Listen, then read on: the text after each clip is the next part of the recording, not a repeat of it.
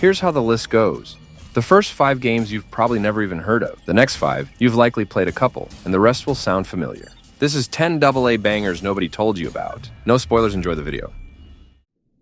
Another Crab's Treasure. You think yourself above the law? This game is on another level. When I first booted it up and went into the settings, motion blur and VSync were already off, and I instantly knew this game was going to be great. But seriously, I opened this game expecting some jokey underwater adventure with crabs wielding forks, and then it slaps you with a tight, responsive Souls-like that could go claw to claw with some from soft games. The parry system? Sharp. The dodge roll? Smooth. The boss fights? Brutal in the best way. What makes it wild is how the game layers a genuinely challenging combat system over this absurd, colorful setting.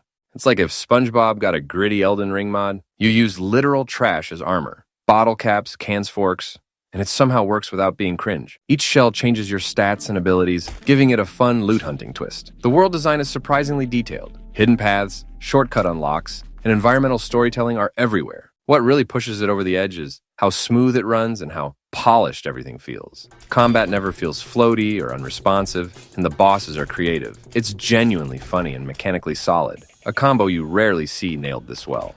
If you skip this because of the meme aesthetic, fix that mistake now. 9 Souls. 9 Souls absolutely rips. This isn't your average Souls-like. It leans heavily into parry-based combat with a rhythm that demands timing, precision, and guts. You can't spam your way through fights. You have to learn the enemy's patterns and play aggressive defensive. Visually, this game is nuts. The hand-drawn art is gorgeous, mixing futuristic tech with ancient Asian mythology. The world is dripping with lore you actually want to read. You're exploring a living, broken place where every enemy has a reason to be pissed at you. But the real star is the combat. You have this chi ceiling system that rewards perfectly timed parries with brutal finishers. Every boss feels like a mini puzzle to solve under pressure. The pacing is spot on, too. Between fights, there are moments of quiet exploration and storytelling, plus hidden upgrades and side paths that make backtracking actually feel rewarding. For a 2D game, it manages to deliver that satisfying, interconnected world vibe that Souls fans crave. It may not have a AAA marketing budget, but 9 Souls plays and feels like something way more premium than its price tag suggests. If you're craving a fresh spin on the genre, one that respects your time and skill, this is a must-play. No Rest for the Wicked.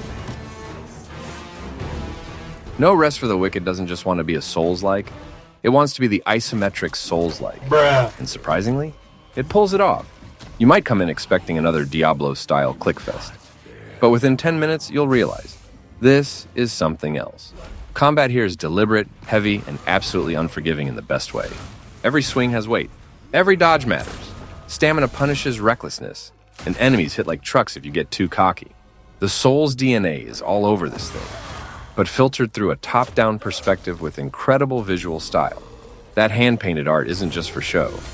It hides grotesque monsters, twisted knights, and environments soaked in despair. It's beautiful but dangerous.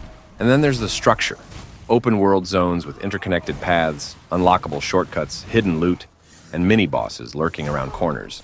It scratches the exact same exploration itch as Dark Souls, while doing something totally new with the perspective. And they've layered in RPG systems like crafting, cooking, base building, and resource management that make the world feel alive and personal, without turning it into a survival chore. It's still in early access, but already feels like a premium product. If you want something fresh, punishing, and gorgeous, with a healthy dose of Souls-like DNA, Wicked might just be your next obsession. The Surge. The Surge came out swinging, literally. Imagine if Dark Souls got tossed into a gritty industrial future where the bosses are malfunctioning machines and your armor is a janky exosuit bolted to your spine. That's The Surge. And while it flew under a lot of people's radars, it delivered one of the most unique Souls-like experiences out there. The combat delivers, if it didn't deliver, then how the hell could we call it Souls-like? Instead of just mashing light and heavy attacks, you're targeting limbs, strategically slicing off arms and legs to snag new gear. Want that enemy's shoulder-mounted chainsaw? Hack his arm off. It's the most satisfying loot system ever, because you earn every piece through skill and precision. You're a guy in a walking tank, and you feel it. Movement is chunky but purposeful. Dodges are tight. Combos are weighty, and you've got drones, implants, and modular upgrades that let you tweak your build like a cybernetic Frankenstein. Level design is great, though not open world, as the maps are interconnected in smart ways, with shortcuts and hidden areas that feel very Souls-like. Combine that with a bleak dystopian setting, where machines have gone rogue and human workers have lost their minds, and you've got an atmosphere that's somehow more terrifying than any haunted castle. For a game that didn't have a AAA budget, The Surge punches way above its weight class. Lords of the Fallen. Lords of the Fallen 2023 is what happens when a dev team says, "All right, round 2. Let's get it right this time." And they actually do. This isn't the janky 2014 version. This reboot is a full-blown Souls-like experience with a monstrous scope, killer visuals, and a core mechanic that feels truly next-gen. The dual realm system is the MVP here. You've got Axiom, the realm of the living, and Umbral, the realm of the dead. Die once, you're dragged into Umbral. Die again, it's back to the checkpoint. But here's the catch.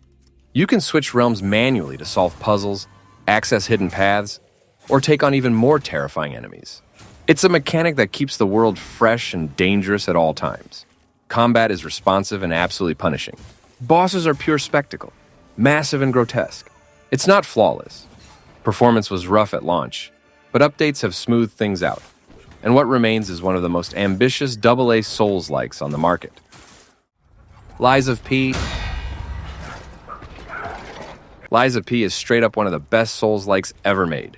It takes the gothic horror vibes of Bloodborne, the mechanical precision of Sekiro, and wraps it all in a twisted Pinocchio narrative that somehow works. Like, seriously, Pinocchio with a killer moveset?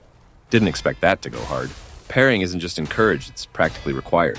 If you try to play it safe and turtle behind blocks, you're gonna get wrecked. Perfect guards, well-timed dodges, and mixing up light-heavy strikes are the name of the game. And the weapon crafting system? Brilliant. You can detach blades and hilts to create hybrid weapons, letting you fine-tune your playstyle in a way that's deeper than it first looks.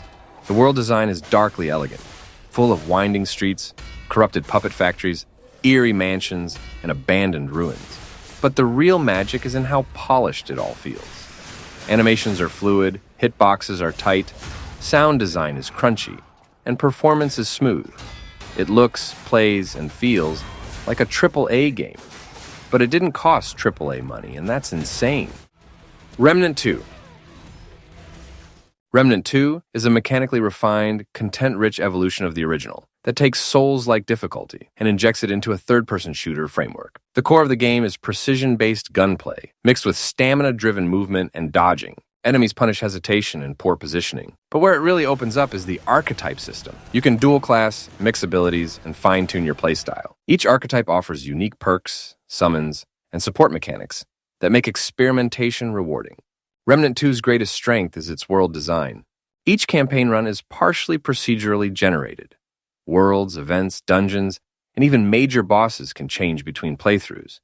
This creates real variation and replayability. The Surge 2. The Surge 2 builds on everything the first game established and refines it into a more fluid, more punishing, and more rewarding, Souls-like experience, set in a fully decaying sci-fi dystopia. This time, you're dropped into the quarantined city of Jericho, where nanotech corruption has torn everything apart. The core combat still revolves around targeting enemy limbs, and it's even more refined here. Precision is critical, not just for damage, but for harvesting gear. You can choose to end a fight quickly or take a riskier route to earn rare equipment. It's a high-risk, high-reward system that adds tactical depth to every single encounter. Enemy variety is significantly improved too, and encounters are more aggressive and unpredictable. Bosses are brutal and mechanically demanding. Some require fast reflexes, others demand build adaptation or environmental awareness. There's very little room for error, and the stamina management, healing timing, and weapon weight all factor heavily into survival. Between gear sets, implants, and drones, the amount of freedom you have in building your character is substantial. You can spec into pure damage, energy regen, tank builds, or experimental hybrid playstyles. The world opens up more this time, with NPCs, side quests, and choices that impact outcomes. Code Vein delivers a focused, methodical, Souls-like combat experience, with a clear identity rooted in character-driven storytelling and customization depth. while its anime-inspired visuals set it apart stylistically. The core gameplay stays grounded in stamina-based combat, pattern memorization, and punishing enemy encounters. Weapons are heavy and skill-based. Whether you're using bayonets, great swords, or polearms, every strike, dodge, and parry must be timed with intention. Enemy and boss designs are detailed and aggressive. Code Vein's world is broken and haunting, with ruined cities, decaying underground chambers, and twisted remnants of civilization. Its level design isn't as interconnected as traditional Souls-likes, but it still rewards exploration through hidden doors, optional bosses, and powerful gear tucked away off the main path. Also, for players that are seeking an action RPG that balances tactical combat with meaningful flexibility and personal expression, Code Vein delivers. Hollow Knight.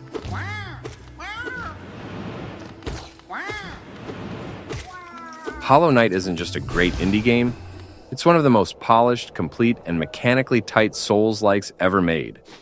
Despite being a 2D Metroidvania, it shares the same design philosophy. Tough enemies, stamina-like resource management, interconnected world layout, and minimalist environmental storytelling. Combat is simple on the surface, but the challenge ramps up quickly. You control the knight with quick slashes, dodges, and the ability to cast spells using collected soul energy. Movement is smooth and responsive, with upgrades over time unlocking wall jumps, air dashes, and more.